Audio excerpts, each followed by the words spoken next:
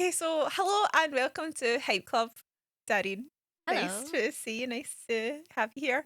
Nice to have you. We met not that long ago, Yeah. a couple of weeks ago, at Jackie's and Stacey's. I can't say it. Poise. Poi. Poi Society. Yes. Because Jackie was on like a couple months ago now in the podcast and talking about how she was starting Yes. her. I watched that as well. Yeah, Yes. Yeah. she was good. Yeah. The Influencer Society, Yeah. and I'm howling that I got invited to go into this launch thing. I was like, why am I there? Like, what?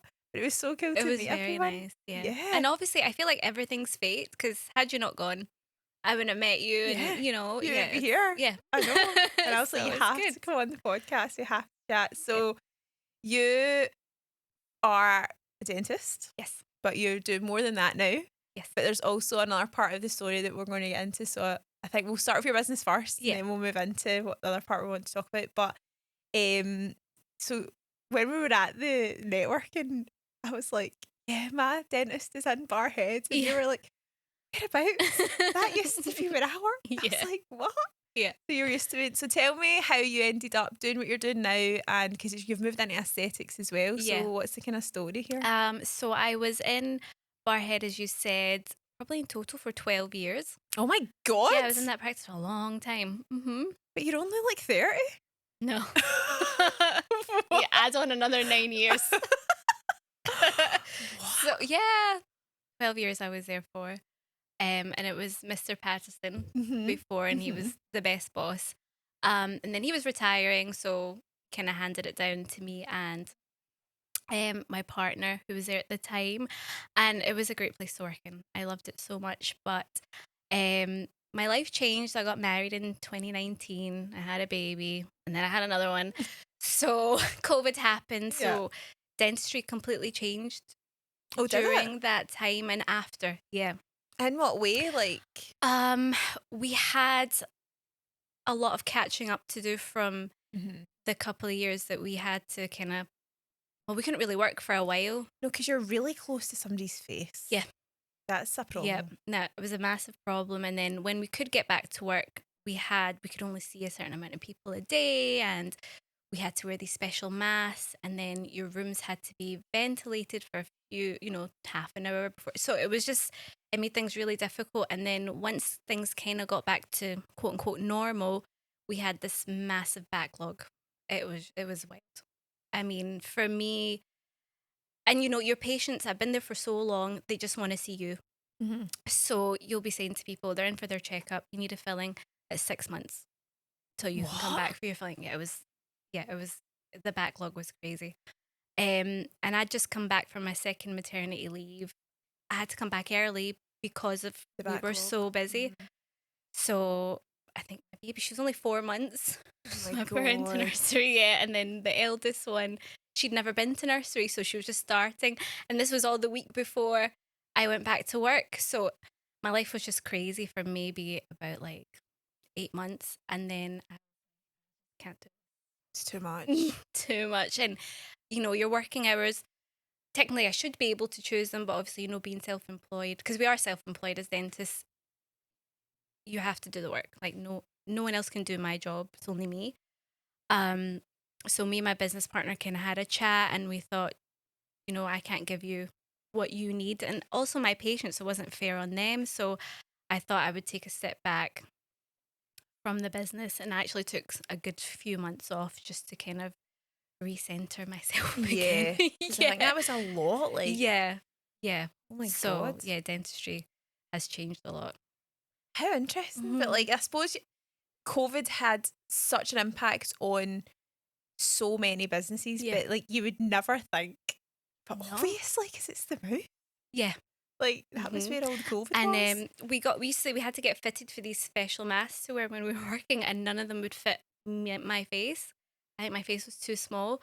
So until these next wave of masks came, I had to wear this, like, I looked like an astronaut. It was like, no, for real. I had like this helmet thing that inflated. I wish I took a picture. I think I did. And then it had this, You need to find I one. had like a pump thing and this like big tube attached, and if it was like getting too hot, it would like go beep, beep, beep. So I'm like doing fillings with this massive like helmet thing on. It was crazy. Oh my Yeah, God. it was a crazy time. So you took a couple of months because you thought, I need out of this life. Like, I can't wear my helmet. My helmet. And I was still nursing, so at lunch I would go to the younger one, nurse her, and then I had to go pick up the older one because she wasn't settling, drop them off at my mum's, then go back to work after lunch. And I was just doing that like every day for I don't know how long. Lost track. Yeah. And then you were like, what am I going to do now after your couple of months? So aesthetics, I qualified in aesthetics in 2012, and I didn't really push for it. I didn't really, I had my few people in Barhead that would come and see me, and that was it. But I kind of was sitting, and I was like, I really enjoy it. It'll give me the chance to kind of slow pace as well. I do love my dentistry, but I thought I could, just let me take a breather. So I said to my husband, look, I really want to take this seriously, and that's where Jackie came in. Because I wanted to kind of go down the route of like marketing and like I wanted to be something. Yeah. I didn't just want to be like Dareen the dentist. and I was always very much an NHS dentist as well. You do your wee white fillings here and there, but I wasn't, smile makeover and all this kind of stuff. So I thought, oh, this could be my wee niche. I could just sit and work on this. So I had the time to do that. So that's where that came in. AMA aesthetics. AMA aesthetics was born. So I was lucky because my husband had his own practice already in Linwood. What is it he does? He's a dentist as well. Okay. We tend to marry each other. Yeah, you my dentist. I don't know. Like, just me a dentist. We must be weird or something. people. Yeah, I don't know. Weird. So, and then he was in the process of getting a second practice as well. So I was lucky in that I had places where I could work from as well. So that can all fell into place. So I've been lucky that. Yeah. What made you initially, from a younger age, fall into working in the NHS dentistry instead of... And also, a secondary question to this, in case I forget, like, I feel as though, I might be totally wrong, right? But growing up, you go to your dentist. Yeah. You get your teeth cleaned. If you need a filling or teeth out or whatever, that's like what happens. But now, for the last few years, and particularly now, is very much there's like independent people like popping up that are all private. But was there a lot of private beforehand as well? Yeah. That's kind of a big question. Yeah. So dentistry is a funny thing. So, okay, so say for me, mostly NHS work, but I do private work. So that would mean if you came in and you had a silver filling and you wanted it changed, then we would do that in white, and that's considered private treatment. Also, we now general dentists can do in the clear braces, Invisalign, smile makeovers, that type of thing. So if you're trained in that, then you can do that also. So you kind of split your time between NHS patients and your private patients who get the veneers, crowns, braces, that type of thing. So they're like your mixed practices. Then you've got your practices who are just fully private. They're usually made up of a lot of specialists, in their fields, kind of implants, that type of thing, specialists in smile makeovers, that kind of thing. So they tend to just stick to just private work. But I think a lot of practices are more mixed NHS private. So your same dentist can offer you different things under the one umbrella. So it's quite good. Do you see a lot of people coming in with turkeys? Do you know, in Barhead, not so much. In Campus Lang, there's been a lot of people who've had implants placed in Turkey. What's an implant? So it's basically like I don't like calling it a screw, but they basically put a screw in your kind of jaw, and then they put sort of a porcelain crown on top of that, and it kind of fuses to your bone, so hence why it's called an implant. Yeah. And I'm kind of like, that's just like wobbling around in there. I don't think and then that's gonna work. Take it out? No, I wouldn't touch it because that's not my not your bag. So oh my God. Yeah. You hear about that a lot. Loads of people going away and getting things done. You think, I wouldn't. So there's a lot of things going on over. Like somebody told me yesterday, you can get like the Brazilian bum lift. Yeah. somebody got one done, like not like in England, and died. They passed away. I saw Like that the other not day. even. Was it by two beauticians? Ah, Am I right in saying that? ah. It was a Yeah. male. It was like It a was a male. male and a female. I think they Yeah. were friends. But they're banned in the UK, I think. I think they are as Yeah, well. that surgery is banned. You're not Like, allowed to have that done. It's mad what people Yeah. are doing these days. Like, Yeah. just go to a professional place. I know. It's people don't want to pay, I guess. But then you pay for it in the end, don't you? I know. Yeah, well, yeah. And like with the NHS, obviously that's like your kind of free dental care, but like as well, like it's really difficult to get an appointment, and that would have been the backlog of COVID. So like don't even think I've had my teeth seen for like 3 years at this point, because Yeah. it's like so difficult to get an appointment. It is. But I was saying something the other day, like I would be more than happy to pay to get my teeth done, Yeah. because I kind of feel like it's your face. Like, It's why your would mouth. you It's the not? health of your mouth. And there's been research into this recently where they found that a lot of people are getting sepsis from dental abscesses, dental problems. Yeah. Yeah. Because they're not being seen. Because they're not being seen. Oh my god. No, but I was saying, just for anybody watching, I was saying to Dareen before we started, like, her teeth are so nice, and I'm sitting like this. Oh, no. here. I whiten them, everybody. Before you came. And I've had Invisalign. So they're not real. I mean, they are real, but you know. What about like the teeth whitening sort of side of things? Because that's kind of jumped up as well. And like, what's your kind of thoughts behind that? Because obviously there's like the professional side, but then there's all these, although they're not professional, I feel like if you go on like a 1 hour course and you become a teeth whitener, it's like dodge. I definitely wouldn't advise that. With tooth whitening, it's not just a case of we're putting in bleach and you're whitening it and that's it. It's what products are these people using? What percentages? Because there's legal and illegal things that you can use in the mouth, and also you need your teeth to be healthy first before you get them whitened. So I've seen pictures of people getting their teeth whitened, and I'm like, they've got like a massive hole in their front tooth, you know, that type of thing, which is really unsafe. And just because you don't know what they're putting in your mouth as well, you could really do a lot of damage. Oh my god. Yeah, so I would definitely recommend seeing a dentist. Yeah, professional. Full stop. Yeah. And does it affect your enamel? No. Right. No, what happens is with the whitening, it kind of opens up the pores in your teeth, and that's why you get that sensitivity pain. So I think that's where the misconception of it damages your enamel comes from. No, it just opens up those pores for the bleach to get in there, do its whitening thing, and then once you've stopped your whitening, usually you're using it for 2 weeks, then things kind of just go back to normal. So no, you're not wearing away your enamel or anything like that. I went to get teeth whitened. Yeah. Last year. Yeah. And I'm not saying anything bad about it, did it? Yeah. Because I'm not. Like, I had a nice time. But afterwards, I wasn't informed of anything really of how like the process worked or anything like that, and I'd never had it done before.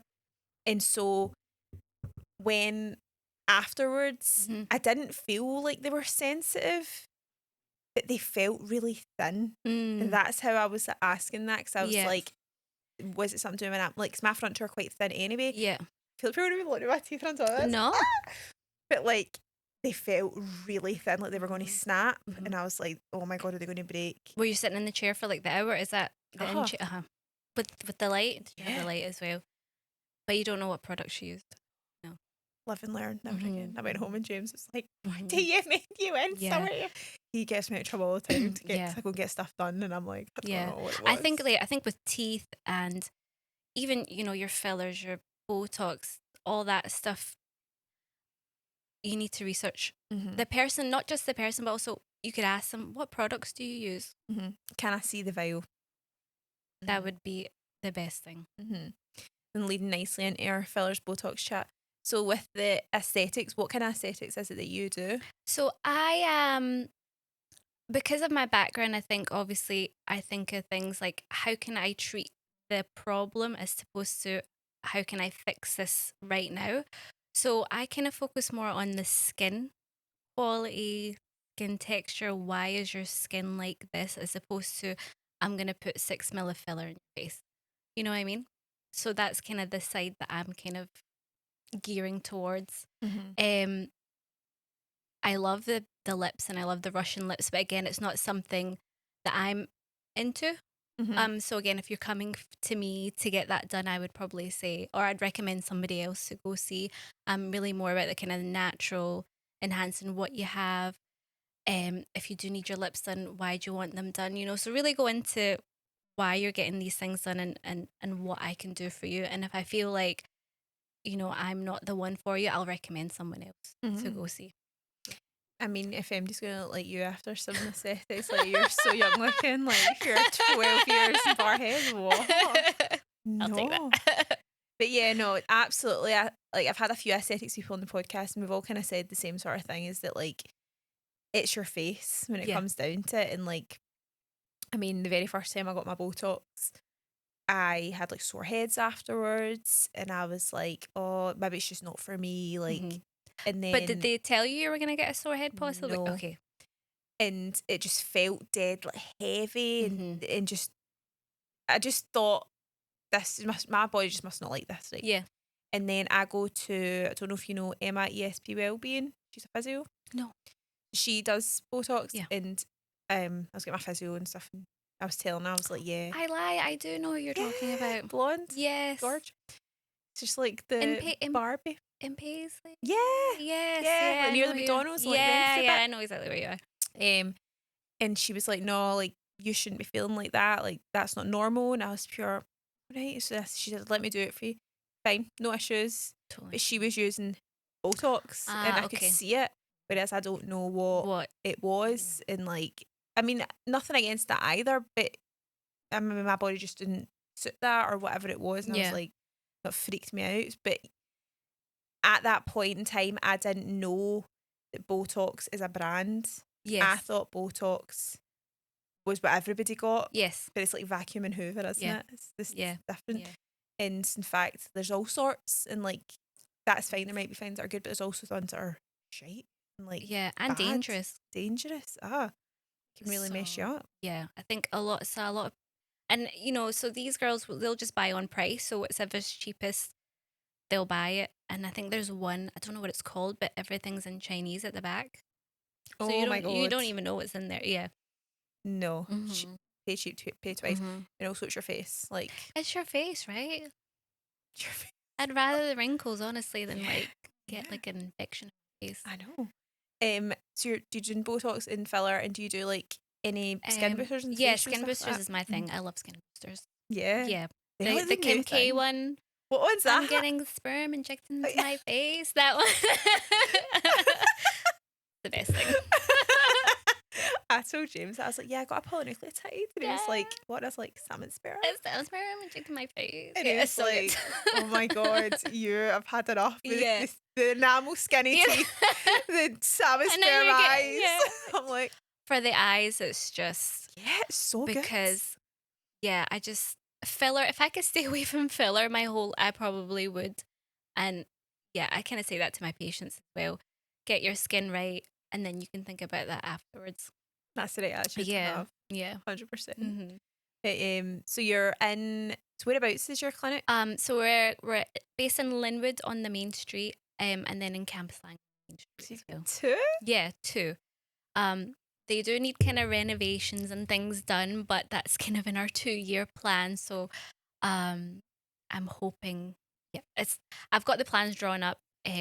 Shout out to Simon from Lucid Interiors.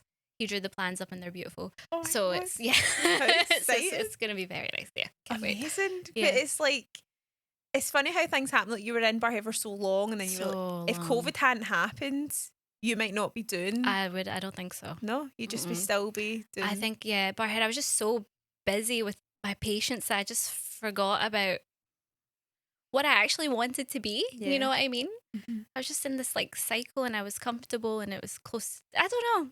Yeah. I just had to be uncomfortable to realize I need to change. Yeah. Comfortable being uncomfortable. Yeah. Yeah. Is that right? Yeah. Something like that. But yeah, so you've got all this happening. But when we met, and I said, love to have you on the podcast, you brought up a topic that you wanted to talk about. And I've said to everybody, this podcast is called Hype Club. and it's all about hyping up small businesses, charities, and something or someone that deserves a spotlight. And when you told me this topic, I was like, what? What do you mean? Yeah. So excuse, I might be wrong here, so tell me if I'm wrong. You're originally from Sudan, or your family's from Sudan? Yeah. Yeah. Yeah. Do you want to start telling it in case I'm wrong? Yeah. So so my mom and daddy are both born and raised in Sudan. I was born in Cork in Ireland and then came here when I was 5, and I've obviously grown up here, but I have strong connections to Sudan. I used to go every year, twice a year sometimes, school holidays, everything. So it's a place that, it's my second, it's home. It's home as well as Glasgow. So April 15th last year, um, out of nowhere, a war broke out in the capital city of Khartoum. Sudan's always been in conflict over the years, but this is the first time it's kind of hit the capital city, i.e., like if anything happened in Edinburgh or Glasgow, it was like major. Um, and from that day, it's been about a year and a half now. Nothing's got better. Everything's got worse. Um, my dad spent about 10 years building his dream home to go back to after he retired. And he retired in October.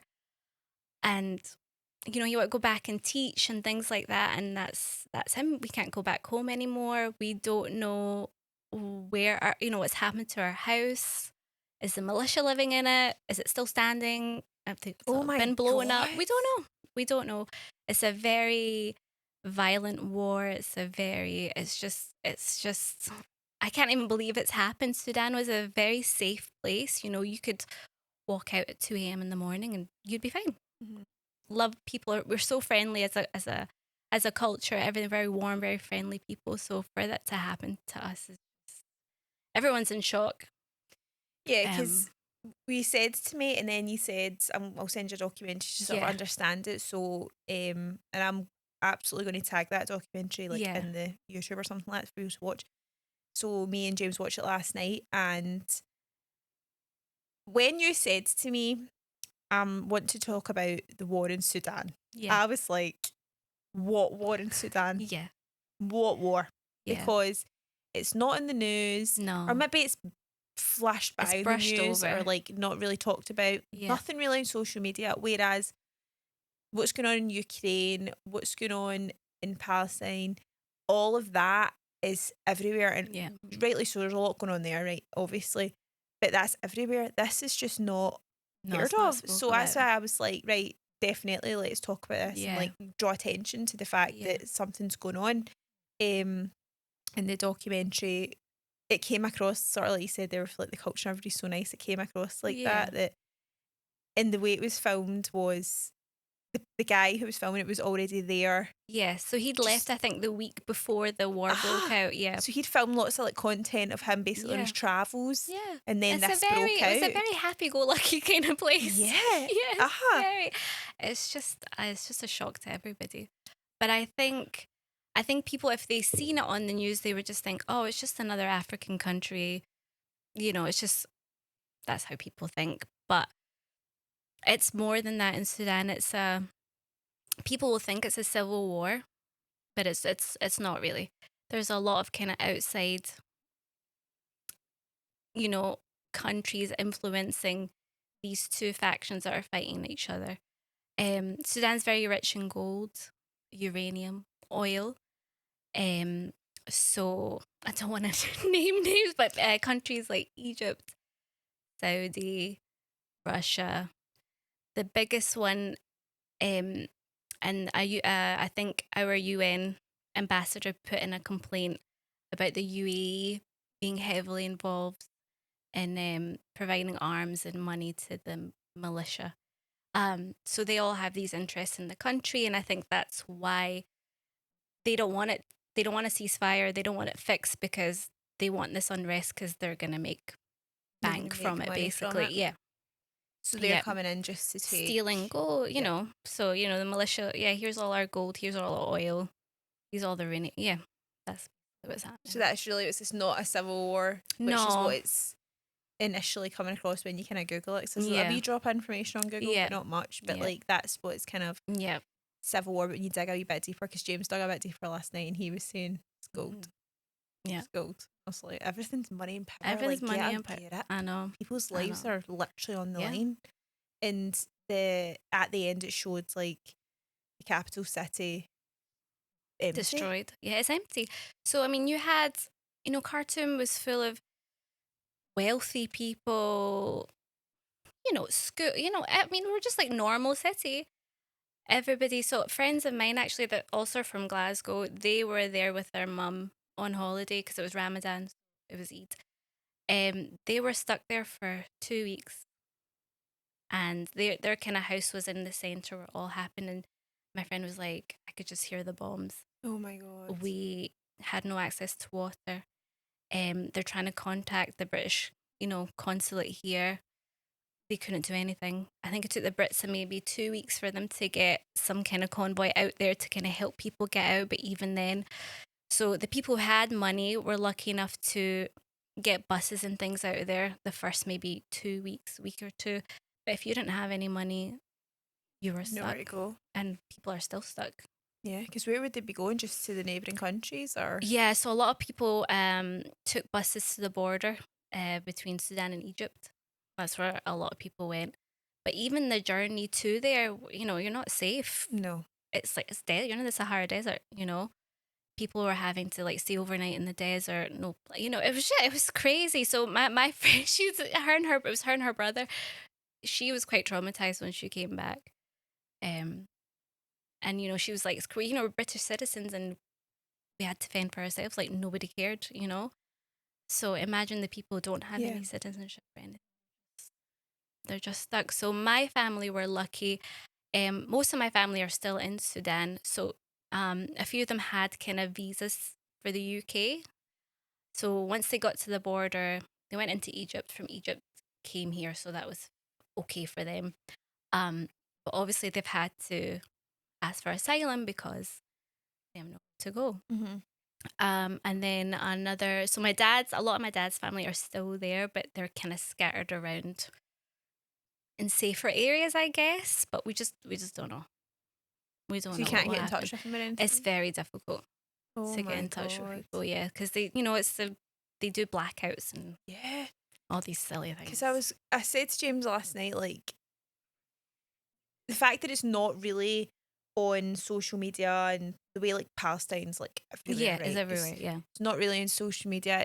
Could that, because they were talking about in the documentary all about like electricity and they can't find electricity anywhere. yeah. And maybe there's no electricity, can't charge a phone, don't have Wi-Fi, like Yeah. can't Yeah. tell anyone because they're just basically No, they're in like a blackout. in a blackout. Yeah. Like that. Yep. Is that kind of chunk why? Mm-hmm. Yeah. But They why don't want anyone to know what's going on, obviously, these foreign powers. So that's why it's not in the media? I think so. They don't want anybody to know? I don't think so. Oh my God. Yeah. And like you said there, like you don't know if there's going to be like an end or whatever, like you don't see any end. Like, so No. So it's so sad when people speak to me, I'm like, because my husband, he's Iranian, so he's never been to Sudan. And I regret I never took him because I'm like, Addie, there is no Sudan anymore. oh my God. Yeah, that's our attitude towards it now. Yeah. Even if you were to go back, what are you going back to? I mean, They need to build it all up again. mm-hmm. I'm going to read out what it said at the end. I hope you don't get upset by all No, this because no. this is like a lot. I know. There was like some stats at the end. Obviously, this is a documentary, so it might not be 100% accurate or it might have changed since it was released, but this is madness. It said at the end, 12 million people have been displaced, more than Syria and Ukraine. Yeah. 5 million are on the brink of famine. Yeah. Like, sorry, this isn't Jesus times. Like, no. What do you mean, famine? 19 million children not going to school anymore. And the minimum wage is 71 cents a month. Mm-hmm.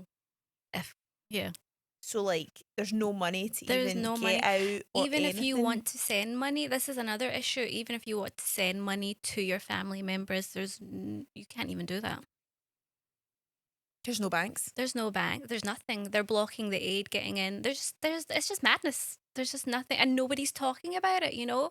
So if there was more awareness, maybe you could put pressure on your governments, protest, blah, blah, blah, blah, blah. But It's there's been nothing hidden. out there. Yeah. So I just felt like, thank you for giving me the space to talk No, about of it, because I just course. thought, yeah, I just need to say. You need to get it out there. Yeah. And so, like, Yeah. what was the sort of... So the last point here with the 71 cents a month thing, as part of that documentary, they're talking about there's guys like flinging like money, but basically because the government got that messed up that the economy was all over the place, Yeah. and the money meant nothing. I mean, yeah. So what actually happened? Like, how is this? Because obviously it'd been brewing, and then last year Yeah. that was it. But Yeah. like, do you know what was happening behind the scenes as to why that happened? Is there any kind of... Between the two factions? Uh-huh. So there was a revolution. So they got rid of this man who ruled Sudan for 30 years. So they had this transitional government made up of this RSF, or the militia, and the Sudanese armed forces. So they kind of were the transitional government until there was elections. So obviously they get greedy. No, I want to be in power. I want to be in power. And then they just start fighting each other. But obviously they're getting money and influence from outside to say, oh, we'll give you this if you give us this. I'm assuming that's how it went. Yeah. So the militia, I think, so the militia, they're not good people. So they were responsible for there's a place called Darfur in the west of Sudan. So they were responsible for like basically genocide in Darfur. So the previous man who was in power for 30 years made them a paramilitary and allowed them to come to Khartoum and become under his like umbrella in the government. So The people of Darfur. the RSF, so the RSF, militia right. who caused all this carnage in Darfur. So they were basically, it was the genocide against the non-Arab tribes and communities in Darfur. Right, yeah. Yeah. Because they were saying there was the two sides, like the more the Arab and the more African. Yeah. Is that Sudan is a correct? very mixed, mixing pot. Yeah. But then James, I'm talking about him a lot because he has a lot of opinions and things like that. Yeah. He was saying, but when you look at the likes of New York, Yeah, a mixing pot of everyone. Yeah. So why are they like, oh, we don't know who we are, we're fighting against each other? Like, Yeah. why can't you just live like together? Yeah. I think it's a historical thing. Because even when you hear the kind of older generation talking, sometimes I'm like, you can't say that. Oh, really? You know? Yeah. Yeah. So I think it was instilled from years and years and years ago that, you know, we're all different. So the Darfur was more the Arab side. So so you had your Arab tribes and then you had the non-Arab tribes. So they would consider them more kind of the African side of Sudan. Was that the Nabu Mountains before? Yes, yeah. And there's loads of like there's so many tribes. Yeah. So many tribes. Yeah, so the kind of so the militia basically were killing all the kind of non-Arab tribes there, and that, you know, and they gave them too much power in Khartoum, and that's they just decided one day. Yeah, we're gonna bomb them. Yeah, we're gonna massacre the main city, and then spread out. So. And it just came out of nowhere. No, everybody was just living their day. Life. Kids were going to school. My friends were there on holiday. It just happened in the middle of the day. Oh my God. And they attacked the airport first. Yeah, they were saying that so that nobody could get out. So they knew where all the kind of vulnerable sites are, all the important sites are. So they knew it because they were in the city and they were kind of with the government, blah, blah, blah, blah, blah. So they had, obviously it's been planned for a long time. And all these external countries powers that don't want to admit that they're part of this. But everybody knows. This is madness. Yeah. All for, you know, they always do that to Africa though, don't they? I know. And take all their stuff and then leave. I know, and it's a shame. Like, Africa's like, I don't know, it's not treated the same as any other country. And I don't know through why. history, I know. Throughout history, it's just kind of like ignored. And then no one cares about it. It's just Africa. Yeah, you know what I mean? That's the attitude I feel. Whatever. Yeah. And it shouldn't be the case at all. No. 'Cause even I've, felt like that sometimes. I wouldn't talk to my friends about what's going on in Sudan because I don't want them to think, oh, it's just Africa. You know, it's like a weird, yeah. I know, we shouldn't feel like that, No. though. But yeah, now I feel like actually maybe I have a bigger purpose. And you said your dad built that house and you just don't know. It breaks my heart. Like, he's such a good man. I love my dad to bits. So that's what makes me most sad. Is that in Khartoum? Yeah. It was a beautiful house. And he never got to enjoy it, you know, and he just wanted to give back to his community, go out there and teach. And he used to go out with a team every year as well. He's a doctor, so they would go out as a team from like Scottish doctors, English doctors, nurses and everything, and go to kind of the rural villages and do surgeries and, you know, do really, really good things for people out there, and can't even do that anymore. Is there any way to get in contact with anybody there, or is it just... You can. Yeah, you can. They're not totally cut off, but it's... To know if, like, they're getting help, like, medicine-wise and things like that, or food-wise? It's very difficult. It's difficult. And is Britain sending stuff? No. I think the issue is that even if they could, it's been blocked by both sides that are fighting. So you think it's mad that, like, see if you go up to space, right? Mm-hmm. And then you look down at the big blue circle below you. Who decided, I'm going to make lines? Yeah. I'm going to make lines. Yeah. And you can't cross my line. And then if you're in this line, you do what I say. Like, what? I don't know. It's crazy. Oh my God. We just hope that it ends. Yeah. But you just don't know. No. Even if they would let aid get in, let medicine get, you know, the basics in life. Yeah, then you would feel a bit kind of a bit at ease. Or even to be able to send in money. Yeah. But then if nothing's worth anything. Nothing's worth anything. Nothing. What about like round the other sides of Khartoum, like the rest of Sudan? Is that all the same? Or did you not? I think they're all kind of, because I think Port Sudan is probably your safest. That's another thing that they want, access to the Red Sea. So Sudan's like border where Port Sudan is. The Red Sea's right there. Right. Yeah. And that's like a good spot for trade passing through and things. So there's a lot going on. They were also talking in that documentary about how there's like the blue line and the white line, and then it makes the Nile or something. Oh, the blue Nile and white Nile? Yeah. And then they meet right in the middle. Yeah. It's right in the middle of the city. You can see it, and there's like a clear line between them. Yeah, when you're on the bridge, or where the bridge used to be. Yeah, and then it turns into the Nile. Yeah, it's pretty cool. That is so cool. Yeah, it was a fun place. And then we used to go down by the Nile and go get your coffee and your tea, play cards. People are playing music. It's just such a chill, easygoing place. Yeah. It'll come back in your lifetime, 100%. I hope so. I know, because now my kids, are they going to know, you know, they're not going to be able to visit. And then I'm like, you know, you're worried about their identity later on. Like, are they going to identify as being Sudanese later on? Because they've never been. And I know, is it our culture and, you know, all that might get lost. So I don't know. But I'm representing some traditional jewelry today. Yeah. Show it off to the cam. So I thought, oh, let me represent. And this is it's very old.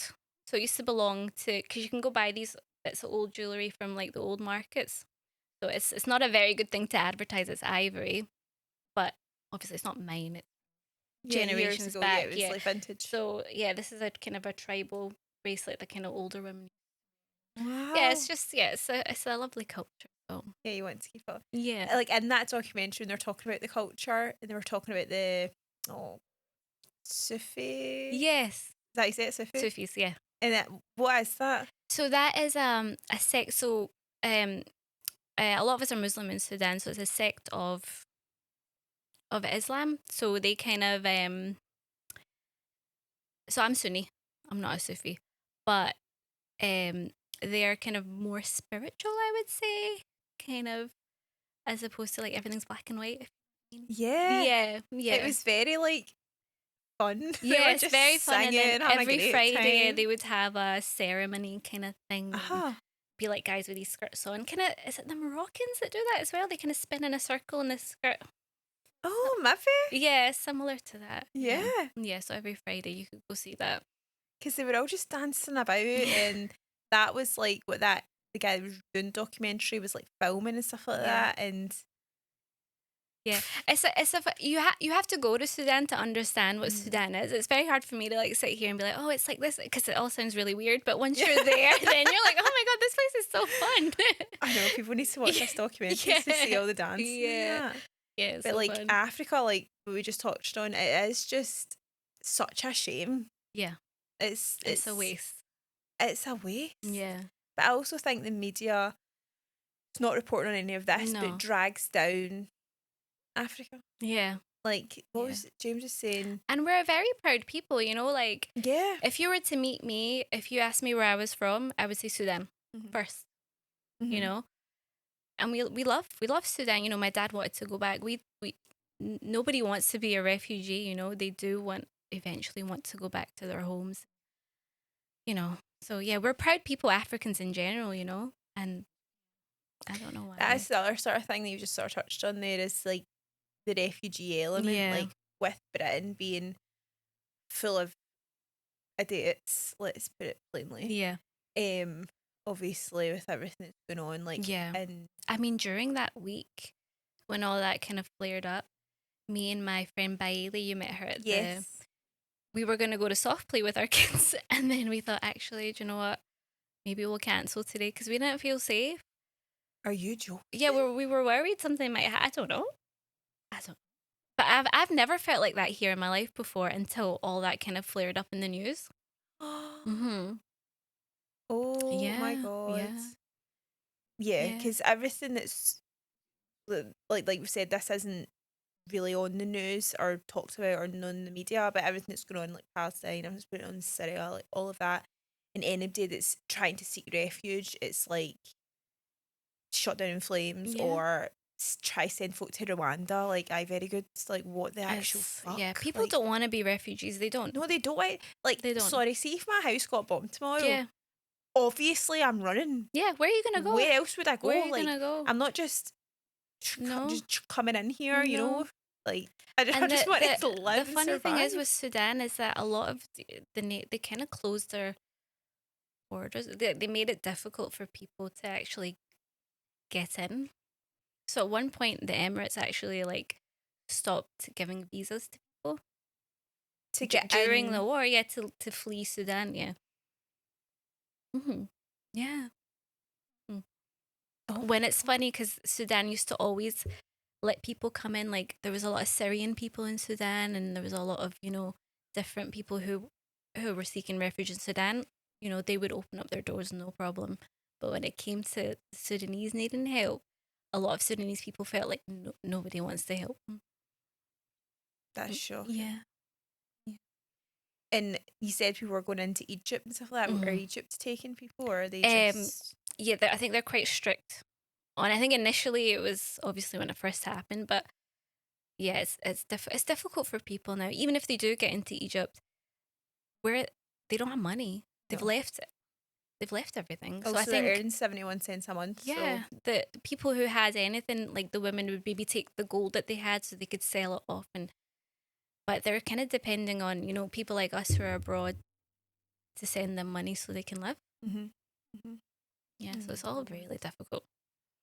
That is so hard. And I suppose Egypt as well is in a very central position with all the other war-torn areas. Exactly. So yeah, you can't blame them at the same time. But the whole thing's just difficult. I just don't understand what they're going to do now. Like, it's... No, I mean, like, the war, like... One, I don't understand what they're fighting for, really. Like, well, there's nothing left. Yeah, like, what are you going to just try and dig holes, take more gold? Yeah. Like, what are you fighting for? But then what are they doing? Are they just going to stop one day? Like, I don't get it. I don't know. And if they stopped, what's left?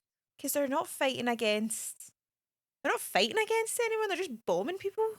It's not like an actual war where Germany and UK or America, but I think if like, the powers that be were able to stop the outside influences giving all this money and military aid and blah blah blah, then maybe that could make a difference. I don't know.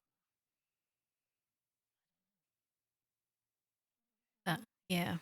So, There's a lot happening. yeah. Yeah. Jeez, and so you said you still got family there, but they're Yeah. kind of spaced They're out. yeah, they're I think they're fine. My dad was like, "I'm gonna go back." I'm like, "Go where? Where are you gonna How go?" is he going to sneak in? I'm like, "There's no where are you gonna go?" Could you go to Chad? Getting over the I'm border? like, "You go to Egypt and then get a bus and then Walk it.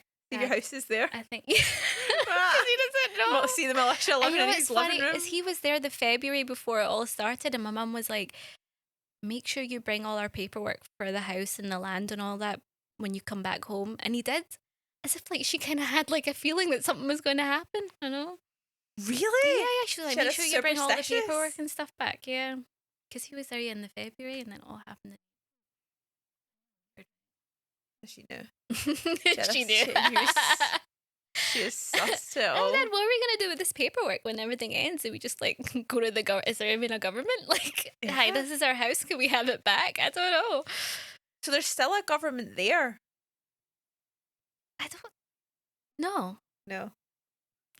So I think the international community don't consider them the government. So that's the Sudanese armed forces. But they consider themselves to be the government, the transitional government still. Is when they in the documentary again, there was so glad I watched this, like 'cause I've learned so much Yeah. from it. Like the two baddies. Yeah. I mean, no one's good. Nobody's good, but the two baddies, Mm-hmm. they like appointed like a member of like the public to be Yeah. I don't know The what his name would be, like the transitional guy. yes, Yeah. and then it was because it was all about democracy, so there's Yeah. no democracy, No. and that's what everybody was protesting for. And then this guy came in, they were like, great, and then all of a sudden they were like, nah, Yeah. we've changed our minds. Yeah. He's not going to be as part of it anymore. And then Yeah. they were like, see you later. Yeah. We're back to being in charge. Mm-hmm. And then they just bombed everybody. Mm-hmm. And it also said it was like 150,000 people that, like, not here anymore because of this. Yeah. And it's mad the amount of people that have to 12 million people are gone. Yeah. I mean, they were just raiding people. So you're just in your house. They just walk into your house with guns. Think you're who you were. It doesn't feel real though. Either get out or get shot. It just doesn't feel real. No, it Like doesn't. we're sitting here having this conversation about something that's not advertised one bit. No. At my auntie's house, somebody who lived nearby sent her a video of like a bomb like landing in her. Yeah. Mm. Yeah. Yeah. God. But I think the whole point of you coming on here was to kind of talk about this to draw a bit of attention to it so that people, because this like will go out on YouTube, but it's TikTok is the big one where more people would see it. Yeah. To let people know, basically. Yeah, that Sudan exists and that, we're going through something very traumatic. 18 months. 18 months. And I think it's the largest displaced people in a war that's ever happened as well. And when you look at the likes of like Ukraine on the news, that's what it was said, more people displaced than Ukraine and Syria. Mm-hmm.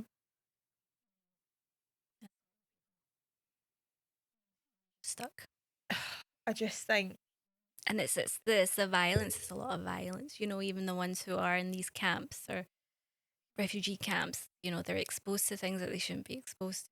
Well, it's bad. Because was Sudan like a poorer country beforehand? I would say, it wasn't the best, but people who lived in Khartoum and Omdurman were kind of in a bubble. You know what I mean? So the fact that this hit Khartoum and Omdurman, that's what made it different. Mm-hmm. Because it hit us. Your working class person. Mm-hmm. And because there was lots of footage of like the refugee camps, and it's kind of like if you weren't, not that it is okay anyway, but like if it's a working class, like wealthy-ish country, which capital city was. Yeah. To then see, that's like me in Paisley. Yeah. Like, then all of a sudden you're in a refugee camp. Yeah, it's the most bizarre thing. That's what I've seen to girls at work. I'm just like, one day you had to leave your house and leave all your and everything that you built and everything.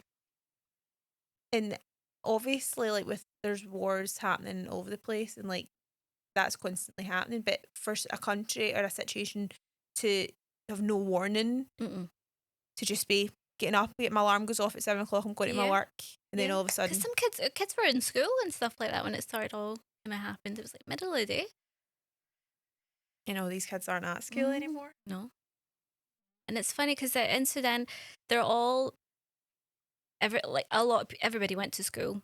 You know, you would talk to these like young kids and their English would be as good as mine. Yeah. Do you know what I mean? Education was a big thing. So yeah, I just feel like they've hit the country where it's going to hurt the most, you know, because you're going to have generations of kids that aren't educated, can't do anything for them, you know. It's sad. So this will be a generational thing, you know, to come back from. Do you think that they're trying to make it like a much poorer country the way a lot of other African countries are? Of course. Then just that's the goal.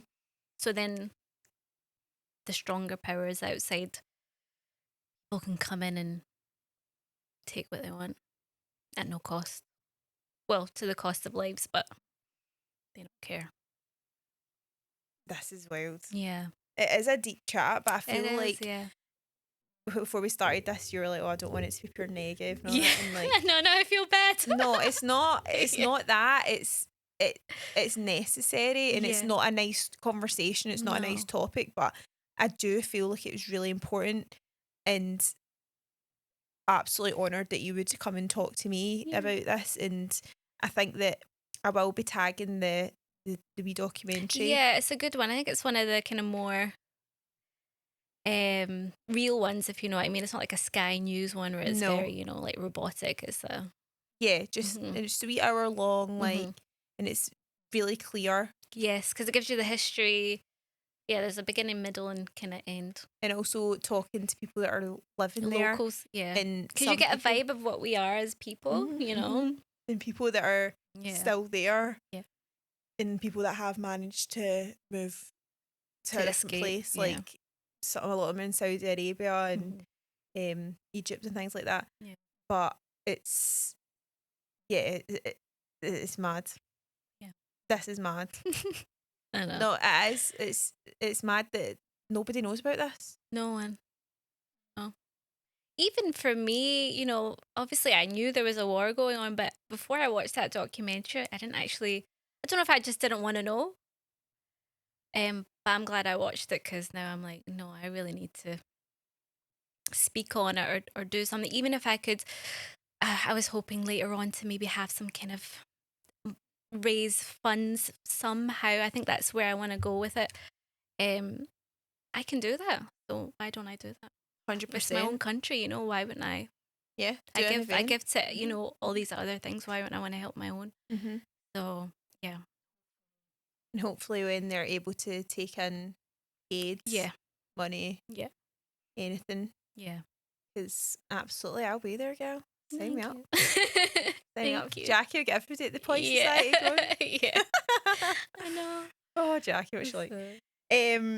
Okay, so we've had a bit of both. We've talked about the business element, which you need to get across. Come and see us. We're taking on NHS patients. Awesome. And then also this topic, which is serious, but also we wanted to get it across, but not be pure depressed about it. But it's important to get it across. But yeah, so back to the podcast. Yes. The end of the podcast is what it's all about. So I would quite like you to hype up a small business, a charity, or something that deserves the spotlight, and tell me why. So I would like to give the spotlight to Julie Bain. Do you know Julie? I don't, but I know through Jackie. Yeah. I feel like it's like when I met you, I was like, I feel like I know you. Yeah. Same thing. So she's just the loveliest person inside and out. She has a permanent cosmetics clinic, I would say. It's a beautiful place. It's near where your girl is, and she does hair removal. She's got this amazing machine that I used because I was always told you can't get laser hair removal, blah blah blah, because you're darker skin. But this machine does anybody, tanned people, dark skinned people, anything. So, and she does my eyebrows. She just looks after me, and she's just so nice, and she's just so good at what she does. So I'd like to give her this. Awesome. Yeah. Thank you so much. I know I'll need to go to her because Yeah. it's because you can never get it either if you were ginger. Oh, really? Now you can. Oh, yeah, it's a great. I like yes. See, after the first session, I was like so impressed. Really? Mm-hmm. Oh, I know. Mm-hmm. So I need to go to her for that, and I got you for my say. Yeah. Yeah. Before we leave here, I'm getting booked in. It's happening. It's Yeah. happening. No, thank you so much, Dareen, for Thank coming you for on having me. the I really podcast. appreciate it. It's been a roller coaster of emotions. Okay. It's been a lot, It's been a but lot. necessary. And it's a bit of a different one for me too, because I've always Yeah. got like a small business on or charity on, and like that's the whole point. But I also wanted to have like another side to learn about things and Yeah. to shine spotlight on certain things, which is Yeah. what we've done tonight. Thank you so much. Can everybody please follow AMA Aesthetics for any dentistry work or aesthetic work your NHS patients are taking on. Yes. And I will be tagging, like I said, that wee documentary in the below comment thing. So please share the hype, share. If you see this, share it with everyone you know. And we just want peace in the world, everybody. That's all we want. We want peace. We want peace. Like, it's no hard. Like, it's a big burning ball. Like, let's just get Yeah. peace. No more lines. Yeah. But thank you so much, and I'll see you next time. Bye.